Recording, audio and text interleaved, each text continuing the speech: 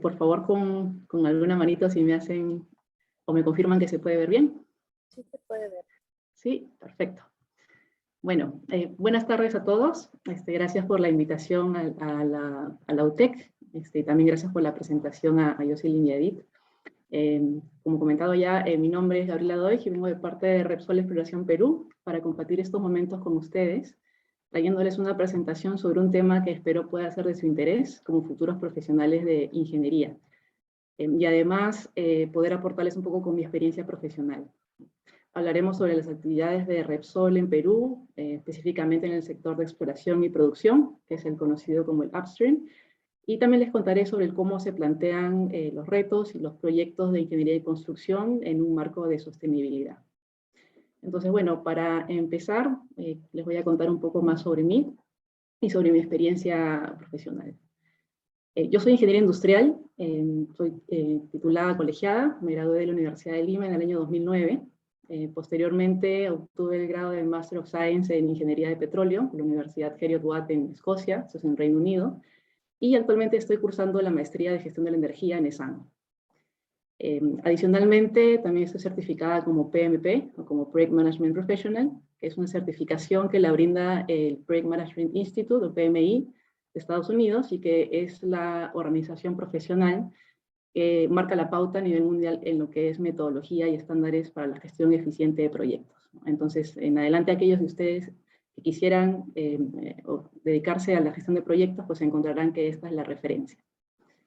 Después, bueno, en cuanto a experiencia laboral, verán en este breve resumen que tengo varios años en Repsol, pero yo en realidad empecé a trabajar un poco antes. Mis prácticas preprofesionales las hice en otras 3 empresas de rubros muy diferentes al de hidrocarburos. Y lo que fue común en estas empresas fue que practiqué en las áreas de supply chain, ¿no? En sus diversas funciones, ¿no? Por ejemplo, planeamiento de demanda, abastecimiento, control de almacén, calidad, entre otras cosas. Y después, cuando me gradué, mi primer trabajo fue en una empresa de seguros, ¿no? Entonces, digamos que tengo un background un poquito distinto en hidrocarburos. Y recién fue en 2010 en donde se me presentó la oportunidad de incorporarme a Repsol en su programa de nuevos profesionales. En ese entonces, como parte de ese programa, me fui a España y estuve un año allá haciendo un máster in-house en exploración y producción de hidrocarburos, que lo brindaba Repsol, y que me dio una muy buena introducción al mundo del oil and gas. Y bueno, dentro de un año, cuando ya culminé esta formación, fui asignada al área de ingeniería de instalaciones en Repsol Exploración Perú, que es en donde me encuentro hasta el día de hoy. Entonces, desde entonces, he seguido haciendo línea de carrera en la disciplina de ingeniería de instalaciones de superficie, que es la que se enfoca en el diseño y construcción de todas las instalaciones operativas y de soporte que se puedan necesitar para la producción segura y sostenible de los hidrocarburos. Ahora, esto involucra interacción de las diversas ramas de ingeniería, como lo son pues, la ingeniería química, civil, mecánica, mecatrónica, industrial, etcétera, entre otras, ¿no? Que desde su especialidad aportan con conocimiento para poder diseñar y construir las facilidades. Entonces, bueno, pueden ver que la disciplina de ingeniería de instalaciones realmente es bastante amplia, y bueno, sus actividades suelen gestionarse en proyectos y en fases de acuerdo a su grado de madurez.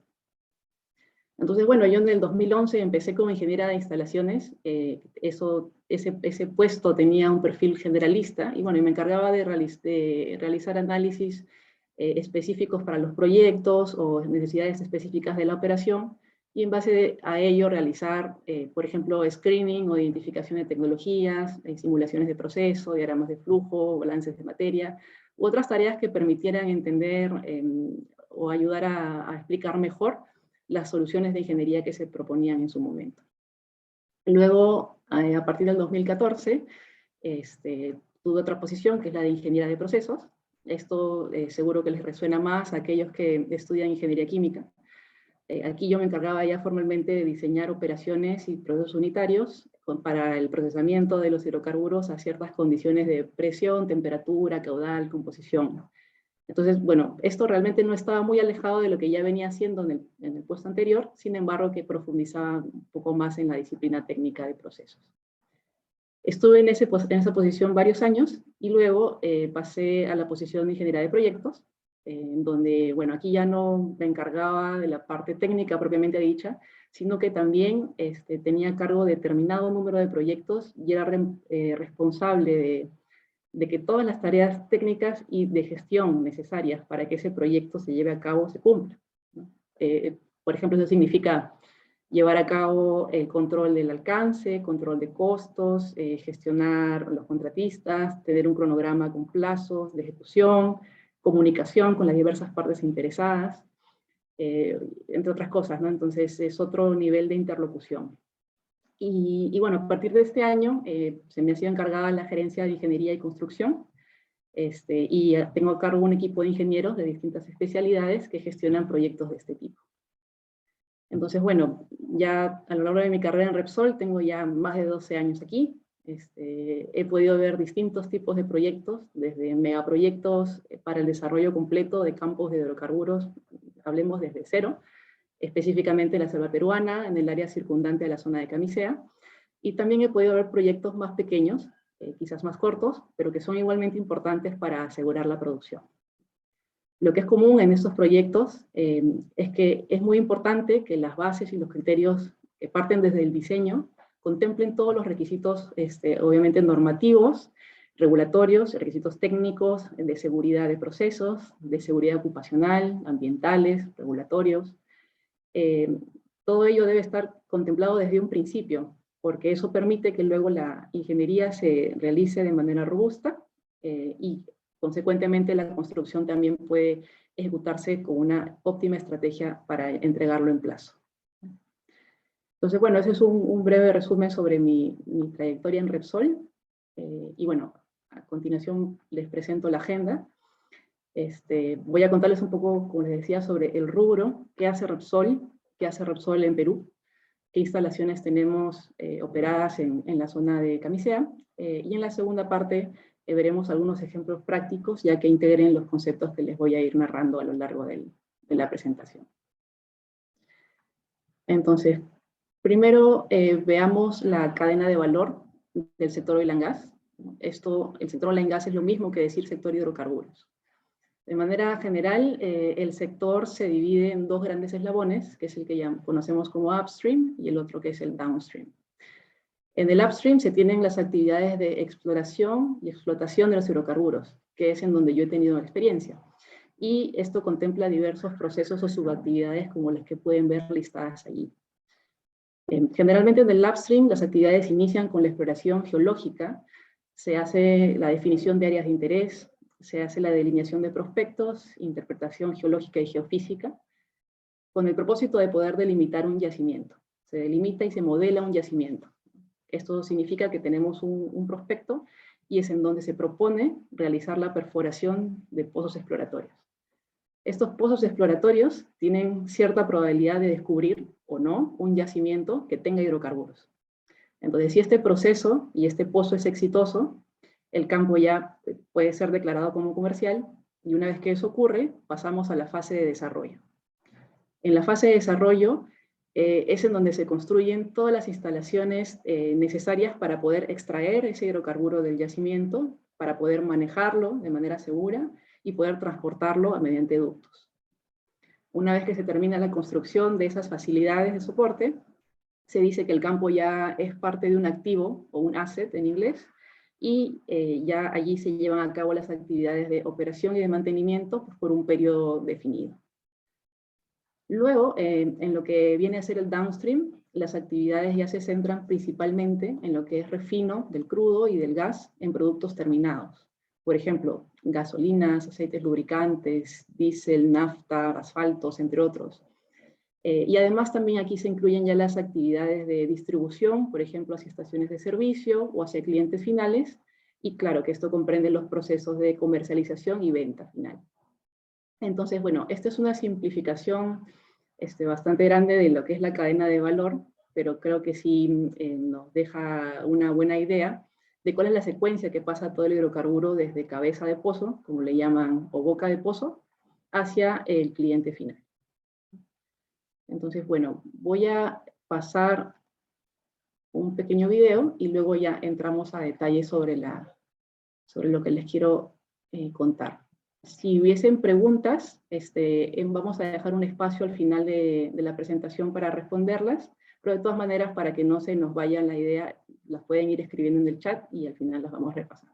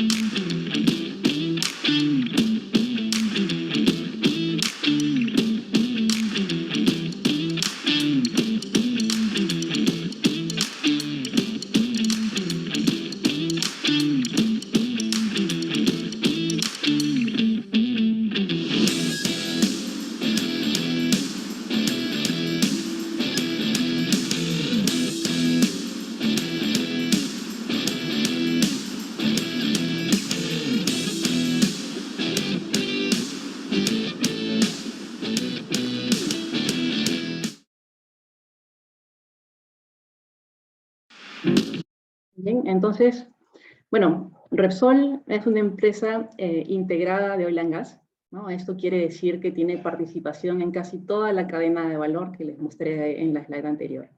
Hay algunas empresas que solo están en downstream, otras que solo están en upstream, y las que llaman integradas son las que participan en ambos eslabones.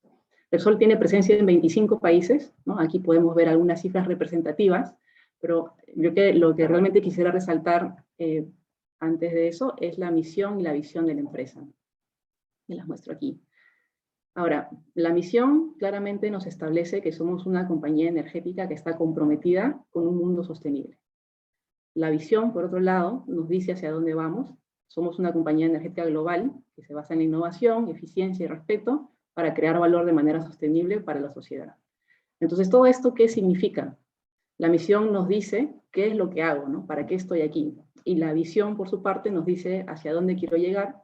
Suele ser un objetivo ambicioso, el cual me planteo cubrir. Entonces, la unión de la misión y la visión define nuestro propósito. Dentro de ello, ¿qué es lo que hace Repsol en Perú? Pues aquí tenemos actividades de upstream, con presencia específicamente en la zona gasífera de la selva peruana, en donde encontramos las actividades de exploración y producción, y también estamos en el downstream con las actividades comentadas de refino, distribución, comercialización. Luego vemos acá algunas cifras también que dan idea de la magnitud del tamaño de Repsol en Perú, ¿no? Esto involucra tanto upstream como downstream, ¿no? Y podemos ver que es una compañía bastante amplia, diversa, y que se preocupa mucho por su gente.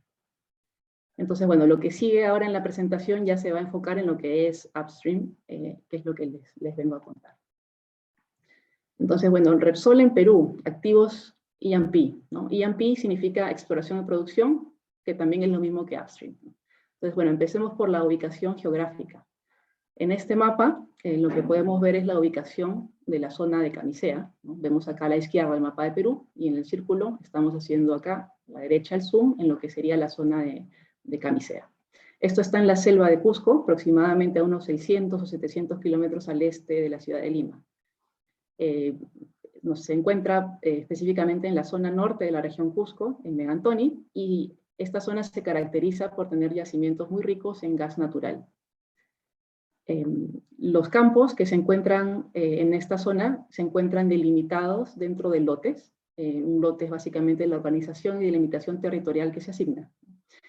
Y en la zona se tienen 3 lotes en producción, que son los lotes 88, 56 y 57. Entonces, el lote 88 y 56 son parte del consorcio Camisea, que es un consorcio operado por la empresa Pluspetrol y en el cual Repsol tiene participación como socio. Por otro lado, en el lote 57, Repsol es el operador y tiene como socio a la empresa CNPC. El gas natural que se extrae de estos campos, que pueden ver aquí, Onsagari, Quinterón, Imipaya, Paureni, San Martín, Cachiriay, se recolecta en un sistema de transporte que consiste en una serie de ductos que conducen el gas desde la boca del pozo, todos hacia la planta Malvinas, que se encuentra aquí. En planta Malvinas existe un proceso de separación, que lo que hace es separar el gas natural de los líquidos del gas natural. Entonces, ¿esto qué significa? La producción de los pozos se suele llamar wet gas, o que viene como gas húmedo, ¿no? Esto quiere decir que en la misma corriente de gas, a determinadas condiciones de presión y temperatura, tenemos una proporción que sale en fase de gas y otra que sale en fase líquido, todo mezclado. Entonces, en planta Malvinas lo que se hace mediante el proceso de separación es separar esta única corriente en dos, una que contenga solo el gas natural, principalmente metano y etano, y otra que contenga solamente los líquidos, que son básicamente el propano en adelante en las cadenas más pesadas de hidrocarburos. Entonces esto luego, desde Malvinas, se envía hacia la costa en dos ductos, ¿no? Cada uno para cada producto, que es uno para el gas natural y otro para los líquidos de gas natural, que es lo que se conoce como NGL, por sus siglas en inglés, que es el Natural Gas Liquids. Estos ductos son operados por TGP y parten desde la selva, atraviesan la cordillera de los Andes y llegan hacia la costa. El gas natural proveniente del lote 88 es para consumo del mercado local, se dirige al mercado local, mientras que el de los lotes 56 y 57 van para exportación en la planta de Perú LNG. Por otro lado, los líquidos de gas natural se envían hacia la planta fraccionadora de Pisco, que es en donde se obtienen también productos finales como por ejemplo el diésel, nafta o GLP. Entonces, bueno, ahora nos vamos a centrar específicamente en lo que es el lote 57. En el lote 57, bueno, Repsol empezó sus operaciones hace muchos años atrás. Aquí se han construido las instalaciones requeridas para poder producir los campos de Quinteroni y de Sagari. Se cuentan con 6 pozos de producción que están distribuidos en 3 well pads. Entonces piensen en un well pad como si fuese una isla pequeña que se encuentra en medio del mar. Ahora, en este caso, el well pad se encuentra en el medio de la selva. El hidrocarburo que se produce desde estos pozos se va trasladando desde el well pad más alejado, ¿no? Que sería en este caso desde, por ejemplo, Sagari BX, hacia el más cercano a Nuevo Mundo, y se conduce hasta este punto, que es en donde tenemos nuestra base de operaciones y base logística de Repsol. Que aquí en el mapa lo podemos ver aquí señalado en amarillo, ¿no? Entonces, en Nuevo Mundo tenemos una planta de compresión, que lo que hace básicamente es elevar la presión del gas para que éste pueda seguir su camino a través de esta serie de ductos, ¿no? Y llegar hasta planta Malvinas. Como pueden ver, por distancia, más o menos, si consideramos el punto más alejado desde Malvinas, que sería Sagari BX, pues tenemos más o menos 100 kilómetros de recorrido. Hasta aquí, bueno, he buscado hacer una introducción, ¿no? Y de manera muy general, intentar explicar los componentes principales del upstream y del gas natural en el país, ¿no? En los cuales participa Repsol. Pero antes de pasar ya a comentar cómo aplicamos los criterios de ingeniería y de construcción en proyectos en zonas como esta, que son altamente sensibles y en el marco de la sostenibilidad, quisiera mostrarles un video para que se entienda mejor en dónde operamos.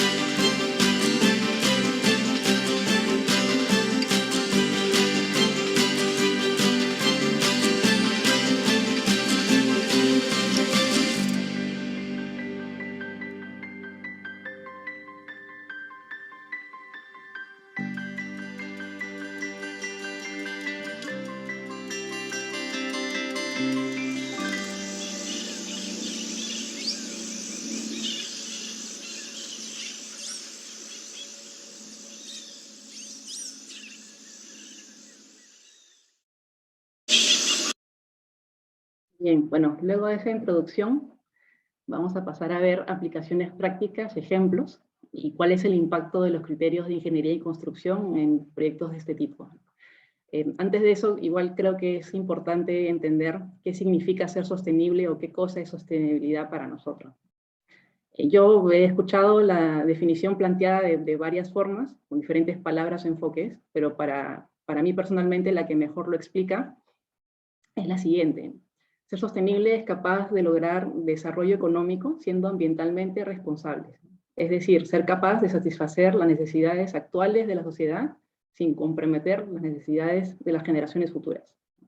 En otras palabras, eso significa no depredar, no sobreexplotar, ser capaces de llegar a un punto de equilibrio y llegar a producir sin agotar, de manera general. Esta es una definición un poco amplia, y claro, a la hora que gestionamos un proyecto que tenga retos similares a los que les he mostrado, nos queda la duda, ¿no? ¿Cómo empiezo? ¿O cómo soy sostenible? ¿Cómo se hace? Entonces, aquí yo creo que lo importante es entender de que no se trata necesariamente de dejar de hacer cosas, sino que se trata de implementar todas aquellas medidas o mejoras pequeñas o no tan pequeñas en todos los aspectos del proyecto. La sostenibilidad debe venir ya engranada en la propia filosofía del proyecto. O sea, no es algo extra o es opcional, ¿no? Debe venir ya embebido dentro de ese concepto. Entonces, todas aquellas medidas que podamos implementar en los aspectos del diseño y de la construcción, al final van a redundar en una instalación que opera de manera segura, tanto con el personal como con el medio ambiente, eficiente, porque maximiza su producción con el mismo input, y confiable, porque existe un nivel de confianza en que la planta va a operar bien de manera constante y estable, ¿no? Entonces, bueno, en lo que es proyectos de ingeniería y construcción, ¿no? Aquí les voy a contar algunos criterios generales que deben tomarse en cuenta en las bases de diseño. ¿Qué son las bases de diseño? Antes de nada, este es el documento esencial que nos dice cuáles son las consideraciones, criterios, estándares, normas, requisitos, capacidad de diseño, tiempo de vida, etcétera, que la instalación a construir tiene que cumplir, ¿no? ¿Cómo se hace? Aquí, bueno, les voy a hablar de algunos criterios que están perfilados hacia el sector hidrocarburos, pero que realmente son fácilmente extrapolables a cualquier proyecto en general. La premisa aquí más importante es que todas las instalaciones, todas, deben ser diseñadas de acuerdo con los requisitos y regulaciones vigentes, claramente, y esto abarca todos los aspectos, pero principalmente resaltamos los medioambientales. Esto con el propósito de minimizar el impacto social negativo que tiene cualquier instalación industrial, y de la misma forma proveyendo un ambiente seguro para las personas que trabajan allí. La instalación como tal debe ser funcional, debe cumplir con los estándares de calidad y debe mantener la operabilidad y mantenibilidad durante todo su ciclo de vida, de acuerdo con los estándares de la industria y de la propia compañía. Entonces, bueno, esto luce bastante ambicioso, pero realmente es lo que se hace, ¿no? Entonces, para ello se considera una serie de normas y estándares, buenas prácticas, regulaciones que son el marco o el framework que define el proyecto. Entonces, bueno, un criterio importante es el de la operabilidad y mantenibilidad. Esto significa que la planta debe ser lo suficientemente flexible para poder atender todos los escenarios operativos que se puedan identificar, y que los equipos e instalaciones deben ser lo suficientemente robustos para operar de manera continua, usualmente en entornos agresivos, ¿no? Imagínense cómo se controla, por ejemplo, la temperatura de los motores en la selva, en donde se alcanza más de 35 grados centígrados, o por ejemplo, cómo evitamos que los líquidos se congelen dentro de las tuberías si la instalación estuviese en Alaska. Entonces, cosas así son las que se tienen que establecer desde las bases de diseño. Por otro lado, mantenibilidad significa considerar que la instalación va a estar allí operando por varios años y será necesario hacer mantenimiento a los equipos. Entonces, para esto, el diseño debe contemplar accesos, facilidades que permitan hacer el mantenimiento, considerar la disponibilidad de repuestos, considerar la disponibilidad de soporte postventa, entre otras cosas. Hablando de lo que sería accesibilidad, un factor importante a considerar en la gestión del proyecto es la ubicación y las necesidades logísticas que estos proyectos signifiquen. Por ejemplo, cuán fácil o cuán complicado será traer todos los equipos y materiales para la construcción. Si regresamos al caso de la selva, ahí, por ejemplo, no se suelen construir carreteras. Entonces, todos los materiales se transportan por río hasta la base logística y desde allí por helicóptero hasta los wellpads. Imaginemos que dispongo de helicópteros solamente para el proyecto. ¿Qué pasa luego durante la fase operativa? Si ya no tengo helicóptero, ¿cómo llevo los repuestos? ¿O en dónde los almaceno? ¿Cómo entra a jugar aquí el clima? ¿Realmente es fácil volar tan seguido o no? Entonces son cosas que deben ser anticipadas en el diseño y en la construcción. Luego, si pasamos a hablar de footprint, footprint significa es el área total requerida e intervenida para la instalación. Entonces, nuevamente, pensemos en la selva. El diseño y la construcción deben considerar intervenir en la mínima área necesaria para realizar las operaciones, ¿no? Ni más ni menos, ¿no? Esto claramente con la intención de preservar el entorno. Un concepto similar también aplica para lo que son los ductos o los flow lines.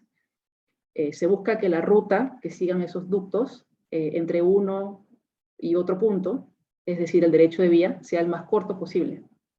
Ahora, claro, no es que uno vaya directamente por línea recta, que intuitivamente sería lo más corto, pero recordemos en dónde estamos geográficamente. Cuán accidentada es la topografía en la zona. Entonces, también hay que analizar criterios, por ejemplo, de hidráulica del sistema, y también las facilidades del mantenimiento posterior. De nada nos sirve que vayamos por la ruta más corta, si luego esto significa tener que pasar por pendientes muy pronunciadas, cruzar quebradas, acantilados, o tener cambios bruscos de dirección o de altitud, ya que todo esto al final resulta en ineficiencias en el sistema, y al final todo el proceso se encarece, e inclusive pueden poner en riesgo la integridad. Entonces, nuevamente, todos los criterios de sostenibilidad se aplican en todos estos aspectos, viendo no solo a corto plazo la fase constructiva, sino realmente viendo más allá, incorporando todo el ciclo de vida que va a tener esa instalación, desde que se entrega la planta construida hasta el final de su último día operativo. Entonces, bueno, de aquí los mensajes claves, yo creo que serían, en cuanto a, desde el punto de vista de ingeniería, los criterios de diseño deben ser claros desde el arranque, ¿no? El diseño, teniendo estas consideraciones, pues va a poder obtener objetivos de operabilidad y mantenibilidad de manera más eficiente. Por otro lado, otro mensaje importante aquí es la constructibilidad, ¿no? Al planificar la construcción es necesario analizar la secuencia óptima en el tiempo, teniendo en cuenta geográficamente dónde estamos ubicados, y esto con el propósito de optimizar el uso de los recursos, maquinaria, materiales, el tiempo total a que nos va a tomar la construcción y el costo total en el cual se va a incurrir. Aquí quise incluir un mensaje sobre lo que nos dice la gestión de proyectos de acuerdo al PMI. Ellos nos dicen que tenemos la conocida como la triple restricción. Aquí imaginemos un triángulo equilátero en el que en cada lado tenemos en uno el alcance, en otro el costo, en otro el tiempo, y al medio tenemos la calidad definida para el proyecto. Si uno de estos lados cambia, sea chica o sea grande, los otros se van a ver afectados indudablemente. Entonces, cada fase de la gestión de proyectos, ¿no?, debe considerar cómo varían estas variables para luego poder tener una ejecución exitosa. Bien, entonces veamos un ejemplo práctico de incorporar criterios de sostenibilidad en diseño, ¿no? En este caso en lo que se refiere a seguridad de procesos. Parto primero de alguna definición.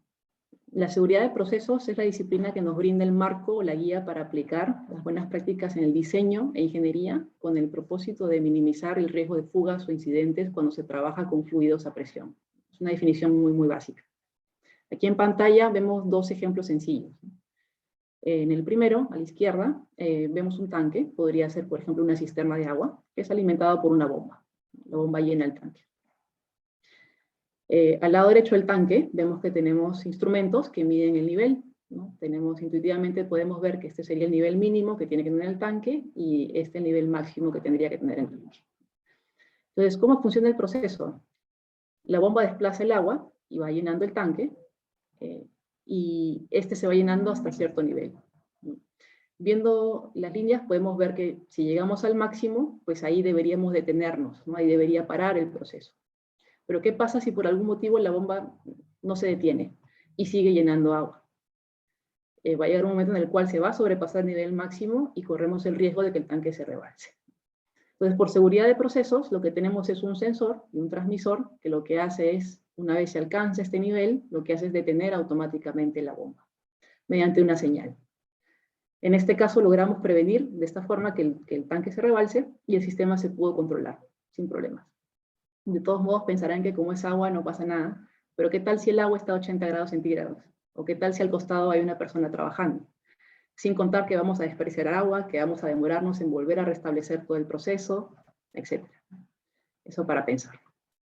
Ahora vamos al ejemplo 2, que está a la derecha. Aquí imaginemos una caldera de agua, ¿no? Que podría ser inclusive quizás pensando en una tetera. En este caso tenemos un sensor de temperatura que enciende o apaga la resistencia, ¿no? En función a la temperatura del agua. Entonces imaginemos que el agua tiene que calentarse hasta los 85 grados centígrados. Pero por algún motivo, este instrumento de acá no funciona, entonces esto no se apaga y el agua se sigue calentando. Va a llegar un momento en el cual el agua va a empezar a hervir. Y por tanto, dentro de este recipiente se va a empezar a generar vapor de agua.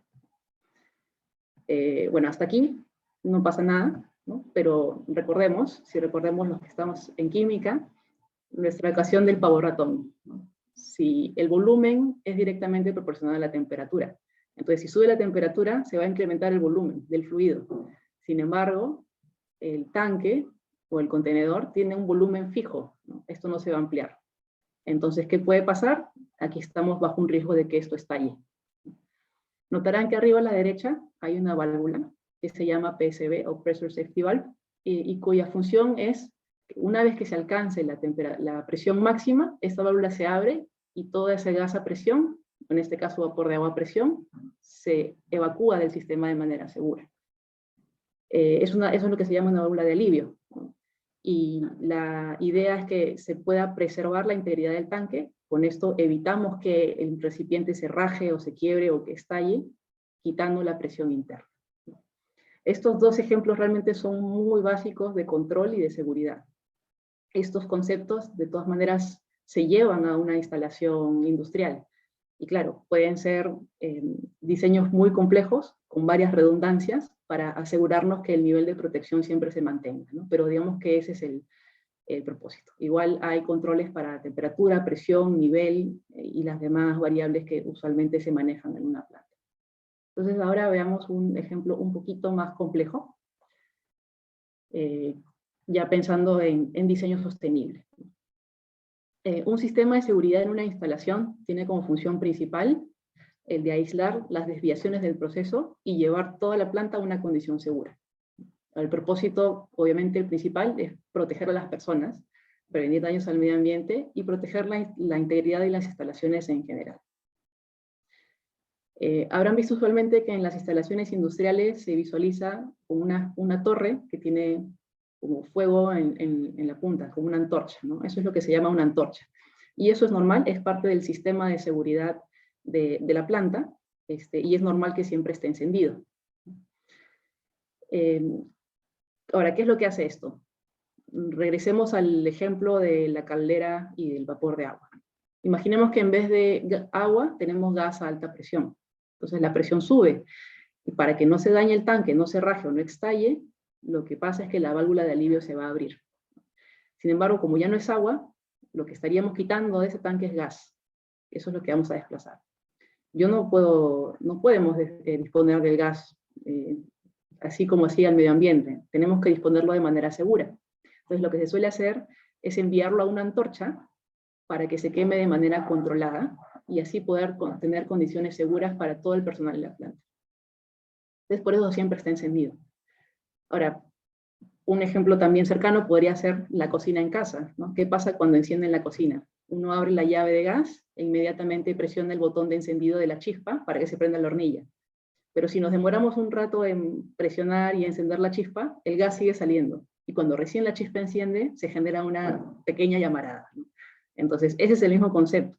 Si no tenemos la antorcha encendida, y llega una gran cantidad de gas, pues se puede generar una llamarada grande, ¿no? Entonces, la intención de ese diseño es justamente prevenir que haya una deflagración, ¿no? Es una quema controlada y segura. Este es un diseño estándar, lo van a encontrar en muchísimas instalaciones a nivel mundial, no solamente de oil and gas, sino en cualquiera que trabaje con fluidos a presión. Y en algunos casos inclusive es la única forma de hacerlo. Sin embargo, en algunos otros casos puntuales, es posible no tener ese sistema instalado y reemplazarlo por otro que nos elimine la necesidad de estar aquí quemando siempre gas, ¿no? Y al mismo tiempo seguir protegidos ante algún escenario de sobrepresión. Eso es lo que vemos aquí en estas gráficas, que también están muy simplificadas. Imaginemos que a la izquierda tenemos un pozo que produce gas, ¿no?, a cierto caudal, ¿no?, y tiene que llenar un tanque. Entonces el tanque, cuando se detecta alta presión, lo que tendría que pasar es que este instrumento mande a cerrar el pozo, y ahí se controla. Pero ¿qué pasa si ese lazo no funciona? Entonces la presión sigue subiendo dentro del tanque, y llega el momento en el cual se abre la válvula de alivio, y todo ese gas a alta presión pues se va a la antorcha. Para eso es el diseño. A la derecha tenemos el mismo pozo, pero ya vemos que no tenemos esa válvula de alivio ni tampoco la antorcha. Entonces, aquí, ¿qué pasa si es que el recipiente o el tanque se presuriza, ¿no? ¿Cómo evitamos que se dañe o que estalle? Aquí la diferencia es la instrumentación. El tanque sigue teniendo su mismo instrumento de control, pero si este falla, ¿no?, adicionalmente hemos instalado más instrumentos en un arreglo que se conoce como HIPS, que significa High Integrity Pressure Protection System, ¿no?, que es un sistema especial que permite, al detectar alta presión, cierra más válvulas, para ponerlo de manera sencilla. Es un sistema de alta confiabilidad y que también nos protege de manera inmediata apenas haya una desviación del proceso que no haya podido ser, digamos, anticipada. Entonces, en este escenario, bueno, recalco, ¿no?, hay algunos escenarios en los cuales no se puede prescindir de la antorcha, pero en este escenario y en este ejemplo específico sí se ha podido hacer.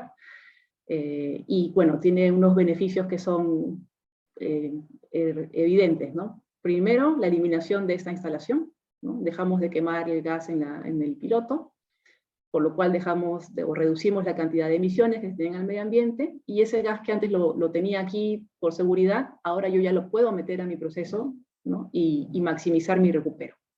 Ese es uno. Por otro lado, tenemos la minimización de equipos instalados, ¿no? Entonces, al tener menos equipos instalados, claramente necesito menos área, reduzco la intervención en el área de alrededor, y al tener menos equipos instalados también optimizo costos, ¿no?, porque son menos equipos que comprar, menos equipos que mantener. Y claramente también eso influye en la construcción. Entonces, eso, por ejemplo, eso es un diseño sostenible. Realmente parece sencillo y no es un cambio radical o brusco de ingeniería, pero tiene muy alto impacto, ¿no? Y ese es el rol del ingeniero realmente, identificar qué partes del diseño del sistema pueden ser optimizados de esta forma para reducir el impacto, sin sacrificar seguridad en ningún momento, ni confiabilidad de la instalación.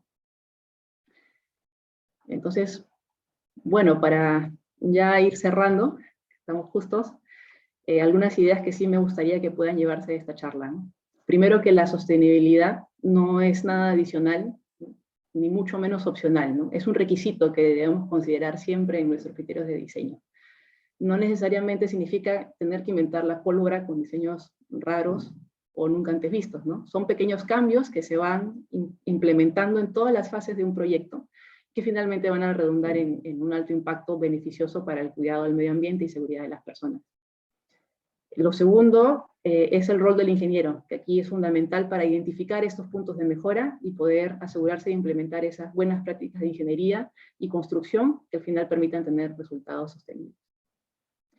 Y tercero, que no lo puse, pero sí quisiera comentarlo, es que la gestión integrada de proyectos permite identificar más rápidamente, más prontamente, cuáles son estos requisitos o restricciones de alcance, tiempo y costos para un nivel de calidad definido, ¿no? Y al final el resultado va a ser de que una definición clara de alcance nos va a permitir tener estos criterios incorporados desde un inicio en el diseño y bueno, van a ser claves para el éxito del proyecto. Y bueno, sin más, quedo abierta a consultas o preguntas.